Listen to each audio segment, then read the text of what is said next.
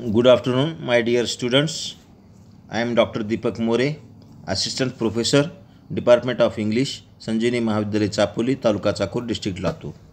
Today, we are going to study about the remaining part of the organs of speech.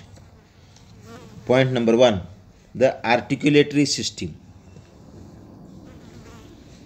After passing through the larynx, the airstream is further modified by the various shapes assumed by the organs of speech lying above the larynx before it passes out into the atmosphere, and every such modification affects the quality of the sound produced. These organs of speech, together constituting the articulatory system, are now described.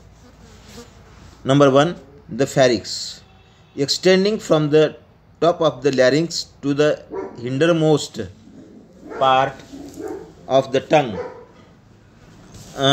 is the pharynx. The shape and size of the pharyngeal cavity can be greatly modified by the contraction or expansion of the muscles of the pharynx, by the movement of the back of the tongue, by the position of the soft palate, and by the raising or lowering of the larynx, each such a modification affecting the quality of sound produced. Let us now describe those parts of the articulatory system which can be seen in a mirror. This we shall do from front to back, starting with the lips. Number 2, the lips. The lips play an important part in the production of certain speech sounds. The initial sounds in the English words pot and boat, for example, are made by the first closing the lips together and then releasing the closure abruptly. The initial sound in the word men is produced by keeping the lips shut and allowing the air to escape through the nose. Many vowels and the initial sound in the word wet are produced by producing the lips and rounding them. Such a production and rounding being an important difference between the vowel sound in the word pot and that in the word part. For example, whereas for the vowel in the word pot, the lips are produced and rounded, for the vowel in the word part, they are not. The lip position is an important factor in the production of vowels. We shall therefore discuss in the following points also. The teeth. Point number 3. The teeth. Certain consonants are produced with the help of the teeth. Such are the initial sounds in the English words think, that, fan, and van. So also are the Hindi sounds to, th, the, dh, and no. Beyond the teeth, in the upper jaw, is a whole area called the roof of the mouth, comprising the teeth ridge, the hard palate, the soft palate, and the uvula. These are described in the same thing. The teeth ridge. Point number 4, the teeth ridge. The teeth ridge is the convex part of the roof of the mouth lying immediately behind the upper teeth. It can be easily felt by placing the tongue behind the upper teeth. Many consonant sounds are produced at the teeth ridge by making a complete closure at the teeth ridge followed by a sudden release of the closure. One can produce that t and d sounds as in the English words ten and day. Or by by narrowing the passage of air at the teeth ridge and forcing the air out of the narrow passage, one can produce the s and z sounds that occur at the beginning of the English words su and zu. Point number 5. The hard palate. Lying immediately behind the teeth ridge is a hard, bony surface called the hard palate. It is curved surface leading to the highest point of the roof of the mouth. At the beginning of the curve are small crevasse that facilitate the movement of food. They also provide obstacles to the outgoing air, thus causing a hissing noise that characterizes the s and sh sounds, as in so and show. For example, so and show. An example of the sounds produced at the hard palate is the initial sound in the English word yes or the Hindi word yad, that is memory. In English, memory. In Hindi, yad. Then point number 6, soft palate. If you move your tongue backwards, also the roof of the mouth, starting from the teeth ridge, first you will feel the bony, hard palate described above, and then, after the tongue has travelled some distance, you will feel the roof becoming suddenly soft. This soft portion of the roof is called the soft palate or the velum. It is responsible for the production of a large number of sounds such as the initial sounds in the English words king and go, and the Urdu words kharab, that is in English bad, and galat, in English wrong. In the production of the sounds mentioned above, two simultaneous actions of the soft palate are involved.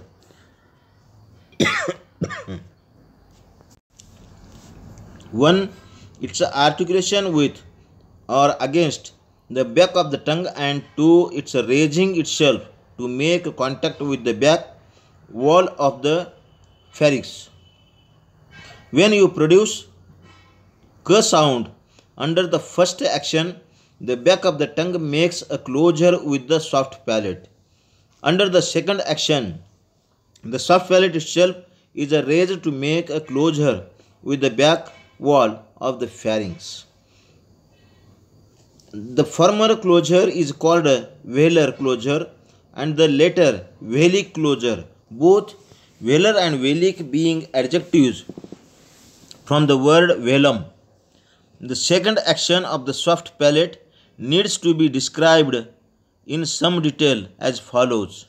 The soft palate can either be raised to make a velic closure or lowered to remove such closure. When raised, no air can escape through the nose. It can escape only through the mouth, and therefore the sounds produced in this state of the soft palate are called oral sounds. For example, of oral sounds are all the sounds continued in the English words take, play, radio, lecture. When lowered, the air can escape through the nose. Here two further possibilities arise.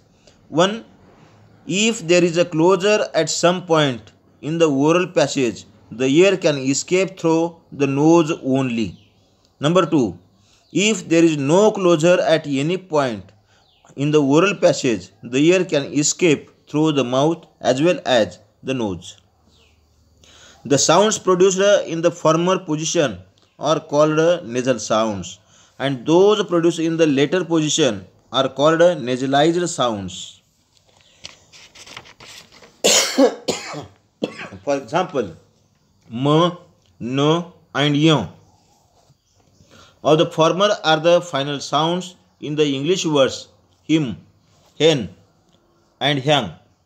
Those of the latter are the vowel sounds in the Hindi words it, in English brick, in Hindi sauce, in English breathe, etc. At the very end of the next point, the uvula. Point number 7, the uvula.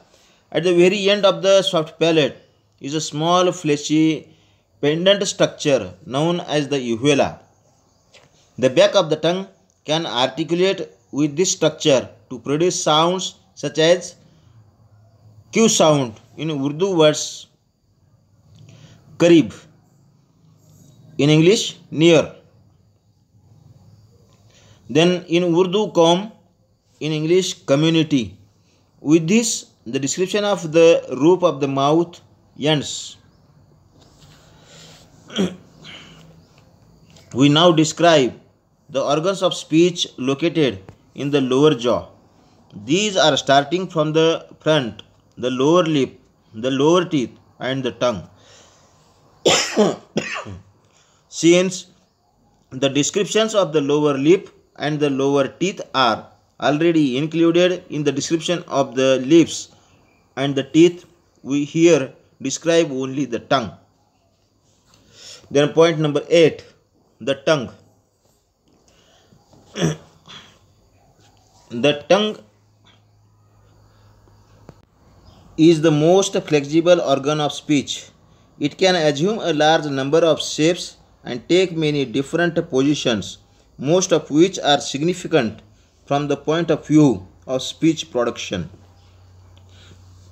To describe these shapes and positions, it is customary to divide the tongue into different imaginary parts.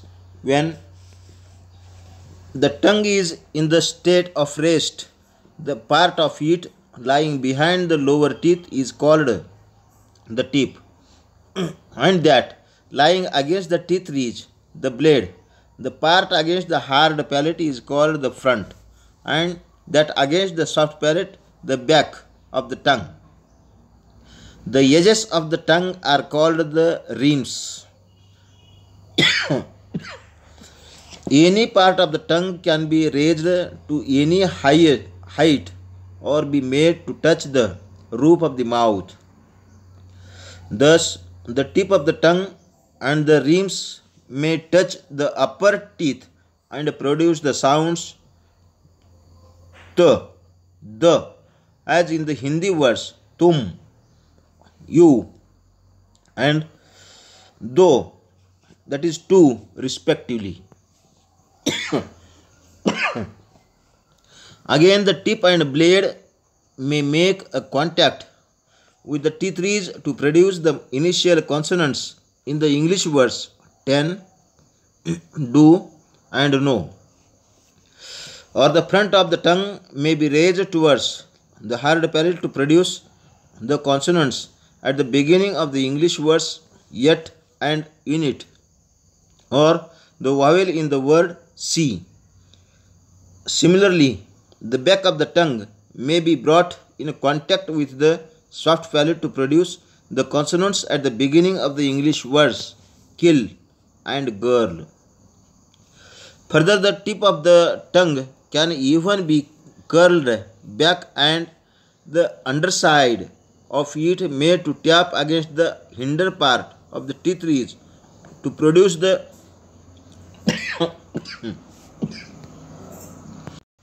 at the end of the Hindi word tod, in English break. These are but a few examples of the numerous articulators the tongue can make. A fuller description of each significant articulation will be given under the detailed description of vowels and consonants. Then last point, active and passive articulators. Before we conclude this chapter, we must introduce an important distinction. The distinction between active articulators and passive articulators. Active articulators are those organs of speech which move from their position of rest to articulate against other organs of speech. The organs of speech they restrict the air passage at various ways to produce the sounds are known as articulators. There are two kinds of articulators, the active articulator and number 2 the passive articulator. We make use of these two articulators in the production of speech. The active articulators remain in action and come in contact with the passive articulator. The passive articulators do not move to touch other articulators.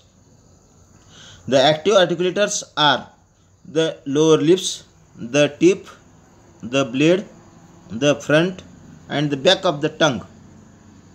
These are located in the lower jaw.